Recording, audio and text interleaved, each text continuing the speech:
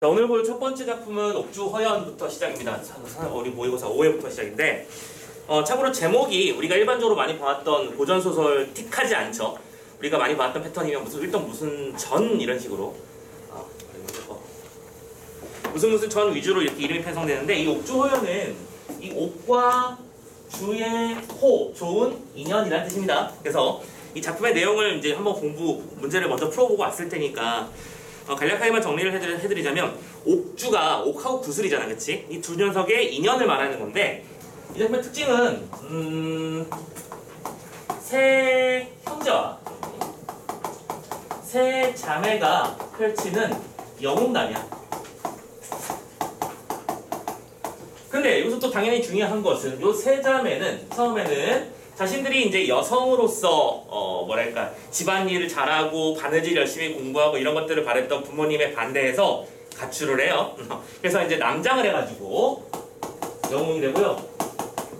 이 친구들은 그래서 이 친구들과 인연이 되면서 서로 팀을 이뤄가지고 계속해서 여러 가지 일들을 해결해 나가게 되고, 그 과정에서 자신들이 여성임이 밝혀지고, 그리고 그 결과 이 삼형제 삼자매는 자연스럽게 서로 인연을 맺으면서 결혼을 하면서 행복하게 살았습니다. 이런 식으로 가는 작품이라고 생각해 주시면 되겠는데, 그럼 결론적으로는 여기서는 되게 독특한 게, 일반적으로 우리가 여성 영웅 소설하면 남성 영웅이 있지만 여성 영웅이 본격적으로 자기가 등장하거나, 그래 이렇게 한번 나눠보자 이런 식의 관점도 있을 수 있으니까, 이 여성 영웅이 등장하는 형태를 가만히 살펴보면 처음에는 조력자 형태로 등장하는 작품들이 일단 맨 처음 발생을 하죠. 여러분들이 너무 잘 알고 있는 중딩 때 보통 많이 배우는 작품이죠. 박시전 같은 작품을 보면 제목이 박시전이야.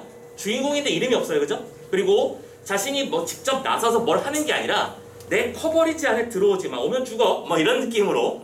그래서 영웅인 남편을 보필하는 여성 영웅으로서 이런 모습들이 나오는 작품들이 처음에 있었는데, 그러다가 이제 조금 시간이 지나면은, 참고로 지금 이거 선생님이 그것도 설명하고 있는 겁니다. 저 보조자료, 보조자료 여기 없구나.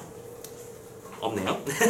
있는 줄 알았는데. 그 다음에 두 번째로 넘어가면 이제 남장과 함께 이거 뭐라고 해야 할까? 주체성이 좀 확대된 형태의 여성 영웅이 등장하게 되죠.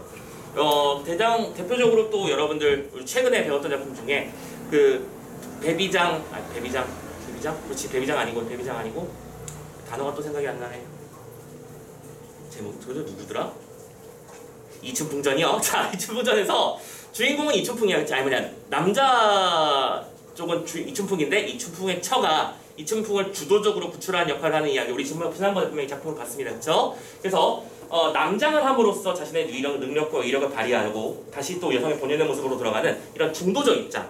그리고 마지막은 당연하게도 주체적 여성으로서 당당하게 자신의 어떤 위험을 드러내고 자신의 이름도 풀러나오고 이런 식의 주인공들이 나타난다는 걸 우리가 어떤 패턴으로 알 수 있는데, 참고로 이 작품 같은 경우에는 여기 딱 어디 낀다고 말하기 좀 어렵죠. 물론 남장을 한다는 점에서는 요 정도 단계에 어울리긴 하는데, 그렇다고 이 자매들이 주체적으로 자기 스스로 일을 해내지 못했느냐? 그것도 아니고요. 그죠? 그래서 약간 중도적 입장에 있는 작품이다라고 생각해 주셨으면 좋겠습니다.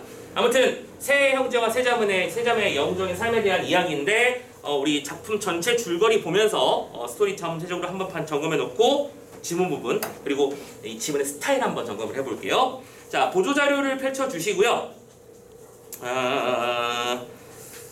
요거로 볼까요? 자, 여러분들 첫 번째 페이지에 바로 있죠. 보조자료의 전체 줄거리 부분. 자, 요걸 먼저 읽으면서 갑시다. 자, 이렇게 돼 있어요. 최문경은 만년이라는 건 늦은 나이인 건 알고 있지? 늦은 나이에 우왕으로부터 세계의 보복을 받는 꿈을 꾸고 일시에 세 아들을 얻는다. 자, 중요한 이름은 아니지만 씁시다. 최문경이라는 사람이 세 명의 아들을 얻는데, 이때 꿈에 나타나는 게 뭐였죠? 옥이었습니다. 옥 보이죠? 오케이. 그래서 세 아들을 낳고, 또 유원경이라는 사람도 부처로부터 붓을 세 개를 얻는 꿈을 꾸죠. 유원경. 그래서 세 자매를 낳는데, 여기서는 붓을 주자죠? 붓을 얻는 꿈을 꾸면서 세 딸을 동시에 얻었는데, 공교롭게도 그들 남녀는 같은 날 같은 시각에 태어난다 하면서 이제 작품이 시작됩니다. 세 자매는 그런데 유원경이 규수로서, 그러니까 여성으로서의 어떤 얌전한 삶을 강요하자 남장을 하고 가출을 해버리죠. 그리고 입산 수도를 위해서 산에 들어가서 돌을 닦기 위해서 들어갔는데 길을 떠나 최씨 삼형제와 알게 되면서 의형제를 맺게 됩니다. 처음에는 이 둘 관계가 뭐로 시작했나? 의형제로 시작합니다. 왜냐하면 얘네들이 남장을 하는 상태이기 때문에 서로 형제관계로 생각을 하는 거죠. 그들은 광년산의 도사에게 수학한 뒤, 자, 도사 튀어나왔어요. 그러면 도력자, 그렇지? 알고 있죠? 그래서 수행의 길을 걷게 되고요. 또 우리가 통과의례라고 표현하죠. 여기서 통과의례까지는 아닌 것 같아요. 어쨌든 영웅적 자질을 배우게 되고요. 그리고 나서 때마침 일어난 영웅 조광윤의 수하로 들어가. 자, 여기서는 조광윤. 여기서는 이미 기존의 영웅이 있어요. 특이한 점들입니다. 지금 너무나 그렇지? 서로 알고 계신지 모르겠지만 이 조광윤은 이제 송나라 창시자 정자라고도 알고 있죠. 그러니까 이 배경 자체가 건국의 어떤 아주 직접적이고 어마무시한 기여를 한 이 주인공들의 가상 이야기라고 생각하시면 되는 겁니다. 아무튼 영웅 조광윤의 수하로 들어가게 됩니다. 자, 그래서 여기서 북한은 저 노스코리아 아니고요. 한나라 북쪽, 이쪽을 이민족을 말하는 겁니다. 북쪽이랑 싸워서 큰 공적을 세우게 되고요. 결국 조광윤은 황제로 등극하게 되죠. 하지만 세 자매가 여자임을 눈치채게 되고 그들의 공로를 치하하는 축하연에서 6사람이 모두 함께 연못에 들어가도록 명령을 했는데 유시자미가 그래서 결론적으로 여성임을 드러내게 됩니다. 황제의 중매로 최씨 형제와 유씨 자매는 결국 호인을 하게 되고 금이환양에서 부모와 상봉하고요. 이후에도 이들은 복록을 누리다가 한날 한시에 일생을 마친다라고 되어 있습니다. 오케이. 그래서 기본적으로 이 작품이 만약 이제 우리가 보게 되는 출제 작품으로 연결이 된다면 꼭 기억하셔야 될 단어들이 이 삼형제와 세자매가 조광윤과 연결돼서 어떻게 영웅적 일들을 벌이는가, 그리고 결론적으로는 마지막에 발견되는 과정, 이런 과정들이 출제 포인트로 아마 등장할 가능성이 높을 것 같아요. 참고로 이름까지 정확하게 짚어드리자면 여기서 최문경 아들들은 외자들입니다. 최완부터 시작해서 최완하고 뭐였지? 최진, 최경, 이게 삼형제가 되고요. 유씨자매는 자주, 옥주, 경주였나? 영주네요. 네, 격주, 영주구나. 옥주는 왜 나오는 거야? 격주, 자벽옥이지? 자벽명. 영주 썼네. 잠깐만요. 문필.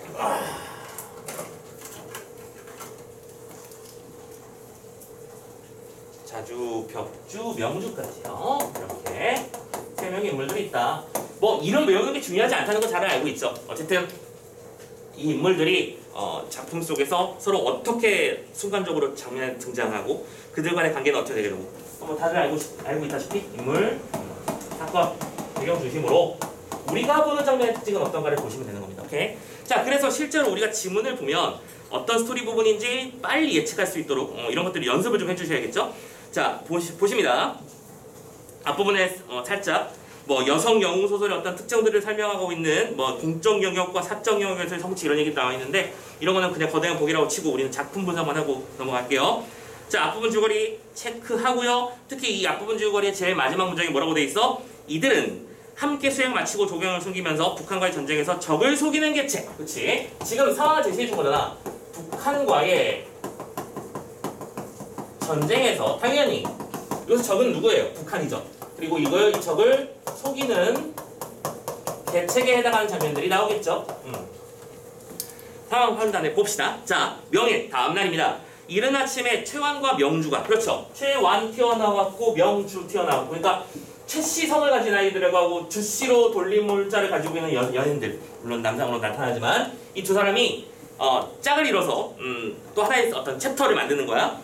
자, 명주가 각각 변복하고 복장을 갈아입고 원양성하게 날아가서 크게 불러와라. 우리가 태수에게 고을만 쓰름인도라 하면서 말을 하니 수성장, 성을 지키는 장수였던 장인이 친히 물레 올라 보니까 두 사람의 손이 병기가 없어. 아하, 그럼 무슨 상황이야? 지금 적군의 성에 위장 침투를 하고 있는 중이로구나 라고 판단이 되셔야죠. 지금 이 상황에서 일부러 아무것도 지니지 않은 채 다른 사람으로 변장을 하고 제가 드릴 말씀이 있습니다 하면서 앞에서 손을 흔들고 있는 거겠죠. 자, 그래서 그리고 그 병기도 없이 황망한 낯빛, 되게 뭔가 곤란한 일을 겪고 있다라는 낯빛을 보여주면서 성 안에서 일어났습니다. 장인이 물어보죠. 니들은 누구다? 왜 와? 두 사람이 말합니다. 우리 절강 사는 백성이에요. 장군께 구한 말씀이 있습니다. 하거늘 장인이 그 용모와 행동거지를 보고 조금도 의심하지 아니하고 믿어. 자, 그래서 이 위장 침투에 대해서 첫 번째, 장인이라는 사람은 의심하지 않았어요. 오케이? 그렇고 또 따라가면 되죠. 그리고 즉시 명령을 내려서 문을 열어드리니까 두 사람이 태연스럽게 들어와서는 장하 밑에 그 무대에서 울면서 말합니다. 우리는 원래 물화를 가지고 태원성에 와서 환매, 장사꾼이구나, 그치? 물건을 사고 파는다는 뜻이죠. 하면서 살아가고 있었는데요. 대원수인 조광윤이 물화, 우리 재산들을 다 빼앗고 우리로 하여금 호풍령을 지켜 만일 성공하지 못하거든 인하여 죽이라 했으니, 물건은 다 뺏은 다음에 야 너 거기 지키고 있어, 안 지키면 죽어, 뭐 이런 식으로 했으니, 우리 본래 창검과 궁시를 모르거든. 창술, 검술, 궁 이런 것들을 말하는 거니까 병법을 말하는 거고 군사훈련법을 말하는 거죠. 군사와 관련된 정보를 모르는데 어찌 이 소인, 이 임무를 당하겠습니까?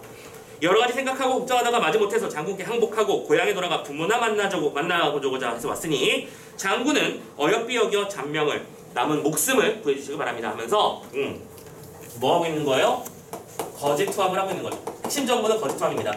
정보에 쓰여있다고 이걸 그대로 믿으시면 곤란합니다. 그쵸? 분명히 계책이라고 있었고 계책은 거짓 투항이로구나. 그리고 거기에 대해서 적장은 의심하지 않았어요. 자, 그리고 장임이 듣기를 마친 후에 의심치 아니하고, 잠깐만, 의심하지 않는다를 계속 반복하고 있다, 그치? 그런데 그럼 이런 얘기가 나왔다는 얘기는 뭔가 쎄하다는 느낌이 들다는 얘기죠. 근데 장에 올리고 술을 내어서 관대 후하게 대해주니까 부장인 원견이라는 사람이 원견이 나오네요. 뭐라 합니까? 양진, 서로의 진이 서로 다 상대하면서 천만자가지 개교로 진중, 병사를 꾸려놓은 중에 허실, 참거짓을 탐지하는데, 장군은 어찌 이들을 그렇게 이같이 믿어 그 진위를 살피지 아니하느뇨, 익히 생각하여 다음날 후일에 뉘우침이 없도록 하소서. 뭐예요? 의심하는 거죠. 그러면 당연하게도 이런 요소들은 뭐의 요소가 된다? 실제 요소가 된다. 그치? 항상 말씀드리잖아. 지문을 읽는데 자연스럽게 등장하는 차이점 요소는 체크하면서 넘어가야 된다고 했었죠. 이거 너무 쉽긴 한데, 그치? 그래서 이 두 사람이 이제 의심의 틀을 품기 시작했을 때 여기서 이제 결정타를 날려줘야 되죠. 이때 명주가 울면서 우리는 전혀 장군을 부모처럼 바라고 당신이라면 우리를 맡아줄 거라고 생각하면서 투합을 했는데 당신까지 의심하면 진퇴유격입니다. 차라리 장군 앞에 죽어서 넋이라도 장군을 의지하리라 하면서 말을 끝낸 후 허리춤으로부터 단검을 빼어 자결코자 하거늘. 자, 거짓 투항 다음에는 뭐 했었던 거야? 자결 위장이죠. 이건 위장자결이라고 하자. 거짓 자결이라고 했습니다. 자, 사건의 흐름들이 계속 보이시죠? 그쵸? 처음에는 거짓 투항했었고 의심을 받는 상황이 되자 거짓 자결을 했었고요. 이런 식으로 계속해서 위기를 이겨내는 주인공의 면모를 볼 수 있습니다. 이때 거짓 자결을 하는 척하는 인물이 누구였다? 여성 영웅, 그치? 보이시고요. 자, 이렇게 죽는 척을 하니까 급히 만류를 하죠. 원수의 말이 당연하거니와 그러나 그대 실정이 이 같은 점 어찌 다시 의심하리오. 우리 상황도 상황이니까 의심할 만한데 난 너를 믿을게 하면서 괜찮다라고 하고요. 주 6, 술과 고기로 관대하게 베풀었는데 며칠이 지났습니다. 그 뒤 최유 두 사람이, 자, 여기서 착각하지 마시는 거는 최유는 새로운 등장인물이 아니라 이 최씨랑 이 유원경대 딸내미 이 둘을 말하는 겁니다. 그래서 최유라고 부른 거예요. 최유 두 사람이 장임한테 말을 하죠. 우리 대장인 석수신이 조비된 신복이라. 잠깐만, 석수신은 또 누구고 조비는 또 누굴까요? 자, 궁금해하지 마시고 이것도 놀아줘 멤버 아닌가라고 고민하지 마시고요. 이 인물들이 왜 나왔는가를 생각하시면서 우리 대장이라고 표현했으니까 이거는 이제 조광윤의 편에 있는, 그리고 자기 상관을 말하는 것이라고 예상해 주시고, 아무튼 일이 천년 자연스럽게 되면 후환이 될 테니까 3일 후에 장군이 병사들을 거느려서 진을 이렇게 겁칙하면, 그리고 또 나왔네요. 우리 다 잘 알고 있죠? 자, 이번에는 거짓 작전을 세우고 있는 중입니다. 그죠? 거짓 작전의 내용은 어떻게 표현했어? 여차하라고 했어요. 자, 처음 보는 등장인물의 이름이들이지만 이 인물들은 이제 조광윤 편의 인물들이라고 생각할 수 있을 거고, 그 사람들과 내가 내통을 해가지고 이렇게 세팅을 해놓을 테니까 당신들은 와서 맛있게 드셔요 라고 세팅을 해주는 거죠. 이때 여차. 선생님이 이거 우리 수능 특강 수능 완성 설명하면서 여러 차례 설명해 드렸을 거야. 요거 굉장히 특이한 요소라고 했었죠. 여차는 두 가지 특성이 있다. 이미 벌어졌던 일을 뭐 하는 경우? 1번 요약해 주는 경우. 또 건너뛰고 싶을 때. 그지? 앞에서 했던 말을 반복을 하지 않기 위해서 쓰는 경우가 있고, 두 번째, 후 뒷부분에 나올 사건들을 이렇게 얘기해 줌으로써 어떤 호기심과 어떤 작품의 흥미를 높여주기 위한 장치가 될 수 있다는 거. 참고로 이 작품에서의 여차는 여기에 해당하는 거겠죠. 어떻게 하라는 내용인지는 아직 말한 적이 없으니까. 그렇지? 자, 아무튼 여차 나왔습니다. 여차 해가지고 법칙하면 열심히 달려들면 우리가 합력, 힘을 합쳐서 내응하리라. 그렇죠. 이 거짓 작전의 내용은 내응이었습니다. 당신이 쳐들어왔을 때 내가 이렇게 준비를 해놓을 테니 들어오기만 하시오 라고 한 거죠. 그리고 돌아가려고 하더니 장임이 응나. 네, 오케이 콜 하면서 보내주었습니다. 자, 그러고 나서 차설 나왔죠. 다들 알고 있지만 차설은 이제 이야기를 끊어가고 다른 장면을 넘기는 겁니다. 두 사람이 본진에 돌아와 거짓 항복한 소의 발을 말해주고 땅굴을 깊이 판 후 준비를 했죠. 그리고 최진과 벽주는 군마를 거느려 매복하고요. 최완은 또 북군의 의복과 깃발을 같이 해서 북문밖에 매복하고 있고요. 하면서 삼경이 깊은 밤이라고 번역하면 된다는 거 말씀 유차드렸습니다. 그쵸? 깊은 밤 복평에게 패한 척하고 북문을 연락하며 급히 들어가서 수성장을 베고 진을 지키는 장수를 베고 나와서 장임을 막으라 하는데, 최경은 한 1천을 거느려 땅굴 좌우에 매복하고 이날 야심한 후 대전 거대한 중앙 궁궐에서 불을 놓으니 불빛이 막 피어오르겠죠. 장임은 불이 일어나는 것을 보고 최완에게 내응이 시작됐구나 라고 판단을 해서 부장 한 양으로 성을 지키게 하고 자기는 군사를 끌고 쳐들어갔습니다. 이윽고 장임의 전군이 낱낱이 땅굴에 빠졌죠. 아까 땅굴을 준비해놨다고 했습니다. 그죠? 그리고 일성포향에 사방에서 포소리가 들리면서 복병이 일어나니 북군은 불의의 변을 만나 사방으로 터지며 부는 또한 부지기수. 그래서 장임과 원평은 겨우 도망해서 원양성으로 달아납니다. 이렇게 해서 결국엔 뭐 하게 됐다? 적군을 속여서 대승을 거두게 되고.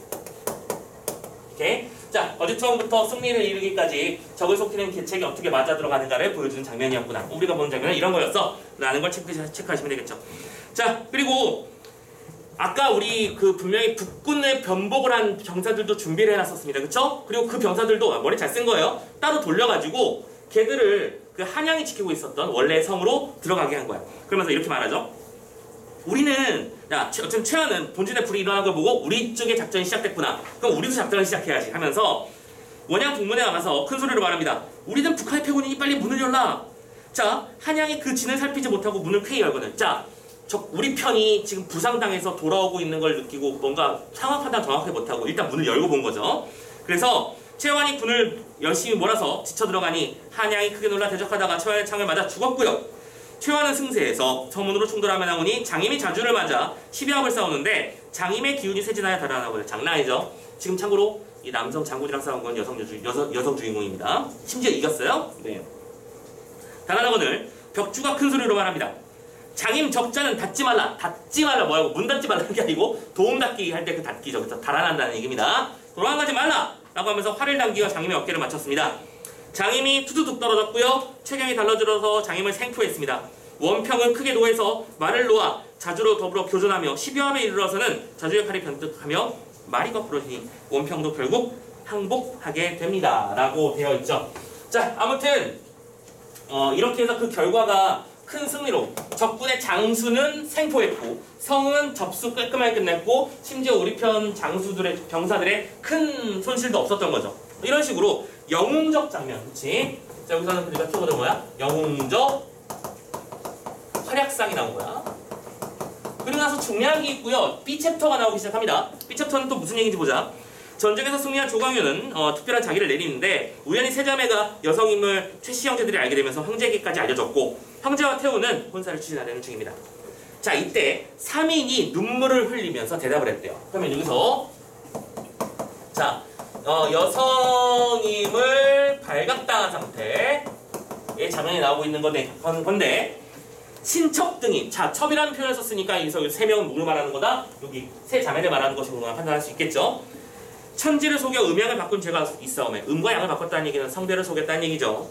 이 죄를 다와 어찌 종시 기망하리 있고 결국 이때까지 왔는데 어떻게 기망 상대방을 속이면서 말할 수 있겠습니까? 하면서 전후 사연을 말해주죠.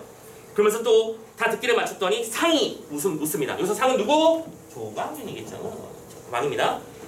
금일 경등의 소회 그동안 있었던 이야기를 들은즉 진실로 기하구나.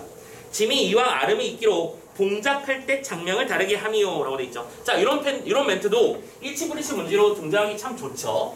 지금 조광윤은 영웅이에요. 그래서 이 여성임을 짐작하고 있었다라고 하는 의도에서 처음에 자기를 내릴 때도 그러니까 이런 거지. 자기 명 중에서도 뭔가 남성스럽고 마초스러운 이름도 있을 거고 여성스럽고 순유한 이름도 있겠죠. 여성스럽게 순유한 거라고 말하기는 어렵지만 아무튼 그래서 자기 명을 내릴 때도 처음부터 어느 정도 이걸 예견하고 있었기 때문에 그 느낌으로 이렇게 썼다는 얘기입니다. 그럼 결론적으로는 핵심은 이거네요. 조광윤은 이미 여성임을 짐작하고 있었다라고 하는 판단 선택지가 존재한다면 이런 식의 판단 근거는 바로 이 지문이 되겠죠. 오케이? 체크해 주시고. 아무튼 그래서 오늘 이 거조, 오늘 이런 상황은 경의 본 모습을 만조, 문무, 세상 온 백성과 신하들을 하여금 명백히 알게 한 후에 연후에 대사를 하고자 하미니 경등이 비록 지의 원대하나 어떻게 짐을 속이리요. 오케이? 니들이 아무리 영웅이어도 나는 안 돼. 그치? 나는 국가 건국자야 라고 말하죠. 하고 근시 주변에 있던 심부름꾼을 얘기해서 태우께 구하니까 태우가 즉시 명한테 부르주고 3위 금포옥대로 국녀를 따라 공춘전에 일어나 사배 이때 용안을 들어보시니까 3인의 아름다운 용모와 민첩한 기질이 더할 나위 없이 훌륭하고 아름다운지라 예뻐. 여성 영웅답게 제자 가인적 요소를 가지고 있는 거죠. 뛰어난 능력도 가지고 있고 심지어 얼굴도 예쁘고요. 황후는 흔연히 자리를 주시고 칭찬하며 경이 귀중 양녀로 만군 중에 횡행하여 궁운이 매우 금해 극히 아름다이 여기노라.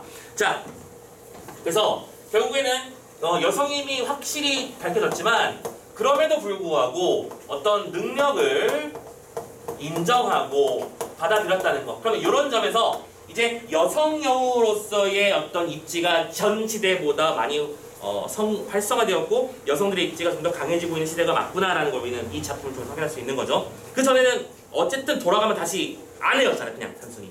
여기서는 근데 영웅의 공적으로 인정해 줍니다. 하면서 말하니까 3인이 고개를 숙이고 사언합니다. 태우 말합니다. 경의 부모가 멀리 있고 인류는 주저갈이 없음에 군신은 부자일체. 그래, 너희 부모는 멀리 있고 하지만 군과 신 그리고 부와 자식 관계는 서로 같은 거니까 내가 너희 부모다 라고 생각하자는 거죠. 그래서 상과 짐이 경의 대사를 정할지니 먼저 의복을 개착하라. 그래서 옷 갈아입어라. 궁녀로 하여금 체복을 가져와 입히는데 3인이 능히 마지 못하여 조복을 벗고 여복을 개착할세. 자, 그래서 이 부분도 재미난 점인데요. 여복으로 개착하다라는 표현을 썼네요. 그러면 이 부분은 뭐가 되는 거야? 결국 주인공 3명의 여성들은 결국 여성의 입장으로 강제로 귀환당한 거야. 그렇지? 그러면 이건 뭐가 되는 거야? 이 작품이 주체적 여성상을 강하게 드러냈다고 말하는 데는 한계가 있는 장면이 되는 거죠. 오케이? 자기 자신의 모습 그대로, 자기가 원하는 모습 그대로 영웅이 된 게 아니라 왕에 의해서 강제로 여성으로 환복당한 겁니다. 그래서 여복을 개착한다. 참고로 여복 개착하다는 말은 여성의 복장으로 갈아입다라는 뜻입니다. 그래서 몹시 놀라 정신의 아찔함을 이기지 못하여 추파의 물결이 동하는지라. 그치? 그러니까 지금 이런 여복 개착에 대해서도 조광윤은 명령을 한 거고요. 그리고 우리 세자매는 황망해하는 겁니다. 맞다. 그죠? 이러고 싶지 않은데 내가 원하는 삶은 이런 게 아니었는데. 참고로 얘들이 왜 가출했다고? 여성옷 입고 바느질하면서 살라고 하는 것에 대해서 반기를 들고 도망간 거였잖아. 그렇지? 근데 결국에는 그래서 이들은 원하는 대로 마무리되지 못하고 결국에는 아내가 되었다. 뭐 아내가 되게 망할 일은 아니지만 어쨌든 이렇게 해서 결론 장면에서는 여복으로 환복의 장면이 나타난다는 거 여러분의 특징으로 볼 수 있겠습니다. 됐죠? 자, 그리고요 보조자료를 잠깐만 펼쳐줍시다. 자, 우리가 읽는 지문은 바로 이런 부분이었고요. 어디 보시면 좋겠냐면 이게 어딨니?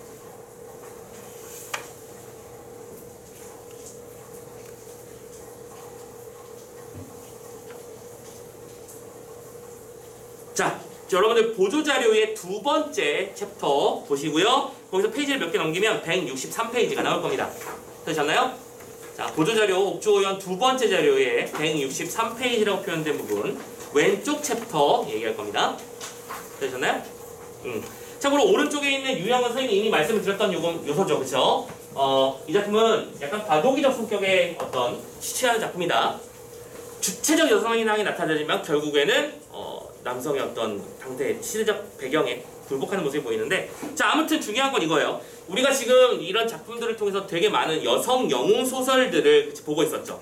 지금까지 이런 작품들의 출연 배경 요소라고 하는 것들을 챕터별로 좀 정리를 해놨는데요. 자, 제목과 중심 어떤 문장을 몇 가지 읽어볼게. 첫 번째, 소설의 대중화와 발전, 그리고 독자층의 변화라고 되어 있을 겁니다. 어쨌든 자, 여성이 영웅으로 등장하는 소설들이 이렇게 점점 확대되면서 많아져요. 그쵸? 그리고 그 작품 속에 등장하는 여성들의 모습도 처음엔 조력자에 불과했지만 점점 능력을 갖추면서 마지막에는 자기가 주인공이 돼버리는 그런 작품들이 많이 보인다는 건데, 도대체 그런 일은 왜 그러는 걸까? 당연하게도 일단 소설이 많이 확대됩니다. 소설이라는 갈래가 알고 계신지 모르겠지만, 얘들아, 우리나라 전쟁의 어떤 참화가 있었던 기간이 굉장히 오래됐죠. 임진왜란 때도 그렇고요, 병자호란 때도 그렇고요. 그런데 그런 어떤 외란, 호란 이런 란들이 벌어지면 참고로 어떤 매출이 증가하냐면 소설 매출이 증가해요. 진짜로. 그래서 한번 우리 정규 수업 때 말씀드린 적도 있었는데, 예전에 어떤 기록도 있냐면 집안에 있는 가산을 탕진해가면서 소설 빌려보다가 집에서 쫓겨난 여인들의 이야기도 실록에 적혀있고 막 그렇답니다. 인기가 대폭발이었어요. 지금으로 치자면 뭐 시청률 60% 막 이런 식이었던 거지. 자, 왜 그랬을까? 이 소설은 백성들의 지친 삶을 위로해주는, 그치? 판타지니까. 그쵸? 드라마를 보면 답답한 일들이 해결되는 거거든요. 근데 그런 과정에서 사람들이 많이 보는데, 자, 결국 전쟁들이 일어났고 전쟁의 피해는 백성들이 고스란히 보면서 그 와중에 가장 극심한 피해를 본 층은 당연히 여성층이겠죠. 남편 잃어버려, 아들 살아서 버려, 나 혼자 어떻게 살라고 하는데 맨날 지주와 절개만 지키라고 해. 답답하잖아. 그런 과정에서 어떻게 된다? 여성 영웅이 이제 각광을 받게 되는 거야. 자, 그래서 독자층이 확대되고요. 그리고 거기 나오는 이제 독자층의 변화에서는, 그렇지? 어떤 여성들의 독자층이 만들어지면서 이렇게 연결이 되는 겁니다. 그렇죠? 자, 기본적으로 독자층이 확대되는 과정에서 여성들의 어떤 시선이 많아졌고, 당연히 그들의 니즈를 충족해주는 작품들이 등장할 수밖에 없었다. 오케이? 자, 그래서 여러분들 그 두 번째 줄 봐봐. 뭐 여가를 즐기는 여성의 수라고도 표현을 했지만 선생님은 여기에도 플러스 어떤 힘겨운 시겨도 마찬가지라고 표현한 겁니다. 어쨌든 여성 독자층이 확대됐다. 그리고 여성 독자층의 확대는 독자층의 주목을 받기 위해 여성들의 의식과 욕망을 소설에 반영하게 만들었다. 됐어? 오케이. 자, 그리고 다음 챕터 넘어갑니다. 가부장적 억압 질서의 심화와 여성 독자층의 여망. 그렇지. 이들의 니즈를 반영하는 게 작품에 등장하지 않겠느냐 이런 거죠. 보면 다음으로 가부장적 억압 질서의 심화 역시 여성 영웅 소설의 출현 배경이 되었다라는 얘기가 나와 있습니다. 하나, 둘, 셋, 넷, 네 번째 줄부터 여성들은 집안에 유폐될 수밖에 없는 구조를 공부하게 했던 게 그 당시의 유행이야.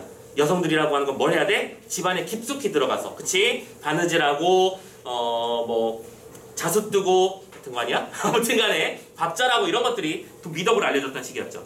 자, 근데 그 와중에 또 재가금지법이라든가 뭐 적서차별제도 같은 가부장적 억압 질서 앞에서 여성들은 상층이든 하층이든 괴로웠어요, 삶이.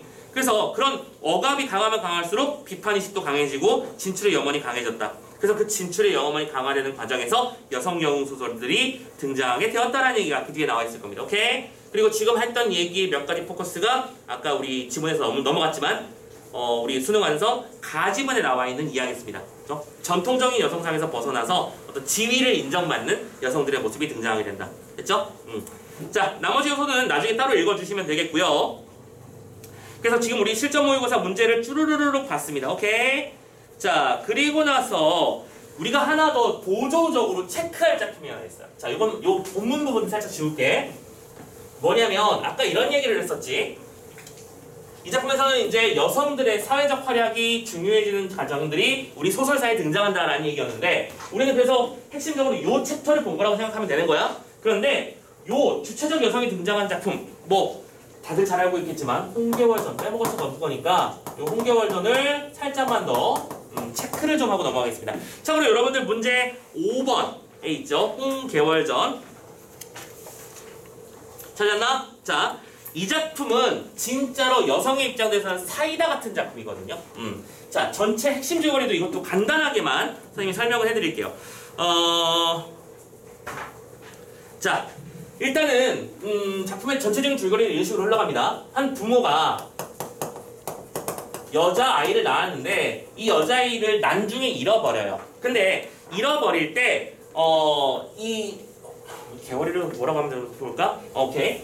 부모가 잃어버릴 때 이제 피난을 가는 중이었던 거냐. 그래서 피난을 가는데 여자아이면 여러 가지 그 나쁜 놈들의 타겟팅이 되기 참 좋잖아. 그래서 처음에 남장을 시켜놨었거든요. 자, 남장 와서 똑같이 등장하죠? 근데 물론 여기는 여자아이인데, 어린 여자아이인데 남장이야. 근데 어쨌든 부모랑 잃어버리고 여자 혼자 천생부화처럼 남게 된 거야. 자, 그러던 과정에서 이 이름이 뭐였더라? 오케이. 이거 중요한 거니까. 여공이라는 사람에게 구출받으면서, 조력자에게 구출받으면서 새로운 이름을 받고, 이름이 그때는 평국이라는 이름을 연결받게 돼요. 그러면서 일단 뭐랄까 그 집안의 어떤 또 다른 자식으로 이제 대우받으면서 살게 됩니다. 자, 그리고 참고로 이때 여공에게는 아들인 보국이가 있거든요. 그래서 이 둘은 형제처럼 자라게 되는 거죠. 오케이? 그리고 아무튼 이렇게 형제처럼 자라는데 두 사람은 또 나란히 이제 국가에 진출하고 뭐랄까 묵과 시험도 통과하면서 장군이 되게 되는데 이때 평국이가 더 뛰어나서 평국이가 더 위로 가고 보국이가 아래로 갔던 거야. 근데 이 둘이 형제로 인정될 때까지는 서로 오케이였어. 오케이? 그런데 어느 날 평국이가 아팠어. 그리고 평국이 아프니까 참고로 이때 왕이 평국이를 엄청 아끼거든. 무슨 사건만 벌어지면 평국이만 보내면 다 해결되는 거야. 전쟁 났다고 평국이가 가면 해결되고 난이 일어나서 평국이가 가면 해결되는 거니까 완전 아꼈거든. 그러니까 평국이가 어느 날 아프대. 어떻게 하지? 어떻게 하지? 하다가 어이를 보내요. 근데 어이를 보는데 어이가 진맥을 딱 했는데 여러분들 그 한의사 진맥 보면 되게 무섭죠 약간? 난 소름 돋던데요? 다 알아. 그렇지? 내가 어떤 생활을 하고 있고 밥은 어떤 식으로 먹고 있으며 이런 걸 다 알더라고요. 당연히 여자인 걸 알죠. 그리고 평국은 그 순간 눈치를 딱 챕니다. 아, 나 걸렸다. 나 걸렸다. 그래서 어이가 돌아가서 왕에게 말합니다. 별로 큰일은 아니고 그냥 몸살 감기 정도입니다. 걱정 안 하셔도 됩니다. 그런데 성별이 좀 이렇게 해가지고 에이 설마 원래 애가 좀 목소리가 여리여리하고 그런 건 있지만 그럴 리가 없다라고 하면서 그래도 어쨌든 조심은 한번 몇 가지 체크를 한번 해보자 했는데 결국에는 딱 걸려요. 그래서 평국이는 이제 자신의 어떤 복장을 모두 벗어제끼고 임금 앞에 가서 석고대죄하면서 제가 큰 잘못을 저질렀습니다. 살려주세요. 이렇게 하면 살려주세요는 아니지. 제가 모든 일을 거두고 물러나도록 하겠습니다. 그래서 물러나죠. 물러났을 때 이때가 중요한 거야. 이때 왕은 그래? 네가 이랬으면 야 너희 둘이 천생백필인 것이 맞구나. 그러면 너희 둘이 결혼해. 구조 비슷하게 올라가는 거 보이시죠? 오케이? 그래서 둘을 결혼시킵니다. 그래서 그때부터 이 작품의 핵심 갈등이 나타나는 거야. 가부장적 남성과 vs 주체적 여성의 대립각이 나타나기 시작하는 거야. 평소에는 형제처럼 즐겼던 이 친구가 이제 내 아내가 됐잖아. 그러니까 보국의 입장에서는 평국이 못마땅한 거지. 그런데 평국의 입장에서는 자, 평국은 처음에 이제 모든 직위를 내려놓고 물러가겠습니다라고 했었잖아. 그리고 나서 집에 들어가서 진짜 뭐 하는 줄 알아? 장기 두고 바둑 두면서 허송세월 해요. 오케이? 그게 바로 어떤 여성들의 입장이었던 거죠. 입지였던 거죠. 그 당시에. 맨날 그렇다고 내가 야 거의 왕과 성을 거드리는 거대한 직책자인데 설마 이거 빨래하고 청소하겠어? 그런 건 안 하지만 놀고 있는데 참고로 이때 왕도 평국이한테 야 다 회수는 못하겠고 내가 너를 너무 아끼니까 그냥 명예직이라도 가만히 있어. 그냥 내가 월급도 계속 줄게. 난 너 좋아해요 하면서 챙겨주고 있는 상태에서 이제 여성으로서 아내로서 하루하루 살고 있는데 보국이가 평국이가 마음에 안 드는 거야. 자, 그리고 이때 어떤 사건이 하나 벌어집니다. 보국의 첩이 하나 있는데요. 이 첩이 평국이가 지나갈 때 지나가네 보다 하면서 인사를 안 했어요. 오케이? 인사를 안 했을 때 평국이가 어떻게 하느냐. 이 첩을 죽여버립니다. 어디 감히. 그리고 보국은 찌질하게 자기 아내한테 말하는 게 아니라 아빠한테 가요. 아빠! 우리 마누라가 내 첩을 죽이고 나 좀 발광을 하고 있어. 큰일 났어 했던데 여공도 평국의 편입니다. 다 평국 편이에요. 야 네가 행실을 똑바로 안 했으니까 그렇게 된 거 아니야. 그리고 야 계급 직책으로 보면 네 아내가 너보다 위야. 떠받들어야 되지 왜 네가 뭐 잘난 척을 해. 이렇게 하면서 사건들이 벌어지다가 나중에는 이제 결정적 장면에서 적군이 또 한번 우르르 쳐들어옵니다. 근데 나라 입장에서는 이 사또난을 처리할 사람이 없는 거예요. 그럼 누구 불러야 돼? 편국이 또 불러야지.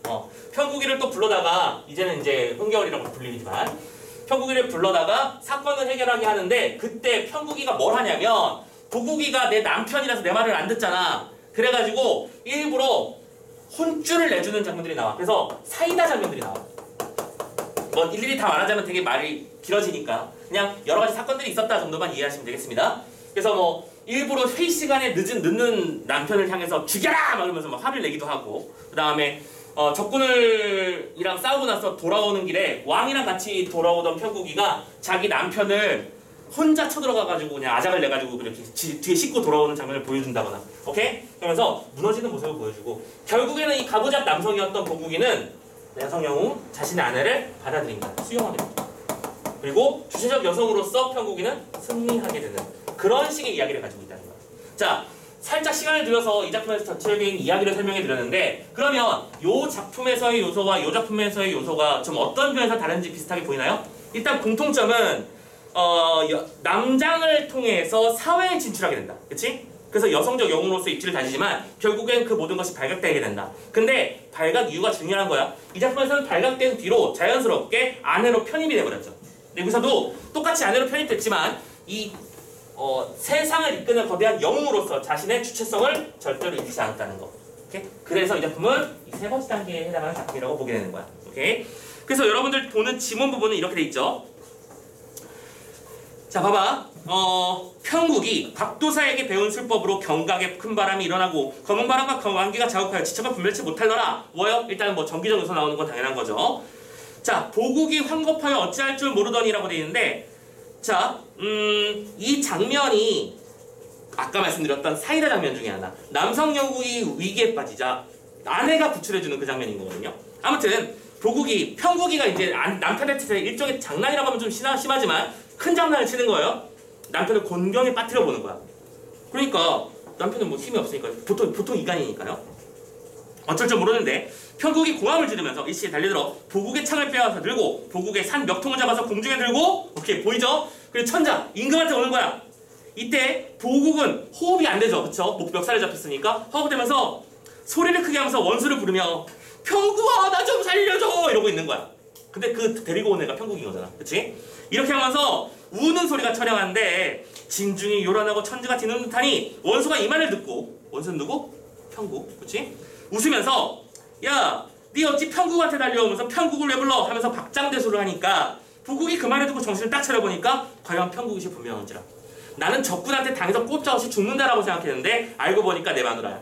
그치? 그래서 이때 편국을 보니 슬픈 마음은 간데없고 도리어 부끄러워 수치스러운 마음을 걷잡지 못하여 눈물을 거두더라. 그리고 그 장면을 본 임금은 또 뭐라고 그래? 크게 웃으시면서 보국의 손을 잡고 중군은 이거 왜 그러냐면 대원수가 이제 거대한 진을 치고 중군이라고 하는 건 이제 군의 핵심 코어 부분을 거느리는 장소가 되는 거죠. 그래서 보국이도 어디 가서 뒤지는 애는 아니기 때문에 이런 일이 벌어진 거야. 아무튼 중군장 당신은 그러니까 보국은 금일 오늘 원수 편국에게 욕범을 추워도 괴념치 마라. 이제 원수가 자의로함이 아니라 짐이 경등의 재주를 보려 하고 시킨 바라. 둘이 한번 붙어봐. 한번 시켰다라는 걸 얘기를 하는 건데 일종의 편국이 커버 쳐주는 거죠. 오케이? 이런 식으로 남편에게 혼쭐을 내줌으로써 나야 나라고 하면서 이렇게 자신의 어떤 능력을 드러내주는 장면. 됐죠? 그러니까 핵심은 이거네요. 주체적 여성으로서의 뭘 드러내고 있다? 우월성을 드러내고 있다. 됐지? 그래서 이 두 작품을 비교하는 지문을 한번 확인해봤습니다. 자, 그러면 뒤에 있는 문제는 다 굳이 풀지 않고 넘어갈 텐데 우리는 요거 하나만 예측과 점검을 하고 가봅시다. 어쨌든 고전 소설이 나왔을 때 우리 분명히 앞 챕터에서 봤습니다. 산문 두 작품을 연달아 내는 경우 분명히 있을 수 있다. 그치? 그러면 보통 그럴 때는 지문의 길이의 압박 때문에 곤란을 겪는 경우가 많은데 이때 해야 될 일은 당연히 뭐부터 보고 문제부터 보고 이 두 작품을 연달아 낸 이유가 분명히 밝혀질 거란 말이야. 이 작품 같은 경우에 너무 대놓고 뻔하게 여성 영웅 이야기였으니까 이 둘 사이에 차이점을 묻는 문제를 출제한 거겠지. 근데 여러분들이 만약 서로 다른 두 작품이 나왔을 때 문제를 먼저 읽으면서 어떤 뭘까 지문 속에서 포커스를 잡아야 될 거 딱 집어넣고 지문을 읽어주는 게 좀 중요하다는 말씀을 좀 드리고 싶어요. 오케이? 그냥 지문이 있으니까 가부터 순서를 읽지 마시고요. 오케이? 어떤 내용을 묻고 싶고 이 두 작품의 결정적 차이는 뭐가 있었을까? 그리고 그 중에서 이 작품에서는 뭘 말하고 싶었던 것일까를 생각하면서 읽어주시는 게 중요할 것이다. 이 작품은 이제 여성 영웅의 차이점을 중심으로 설명한 거라서 한번 말씀드렸고요. 우리가 보는 작품에서 여성 영웅 소설이 하도 많아서 한번 정리를 또 일부러 해봤습니다. 자, 오케이, 좋습니다. 여기까지 해서 일단 첫 번째 챕터인 도전소설 파트는 마무리 짓고요. 그 다음 챕터에 이제 사우가랑 풀비린내 두 작품이 남아있네요. 또 갈라벽 합심은. 자, 잠깐만 쉬었다가 다음 작품 세트 넘어가 보도록 하겠습니다.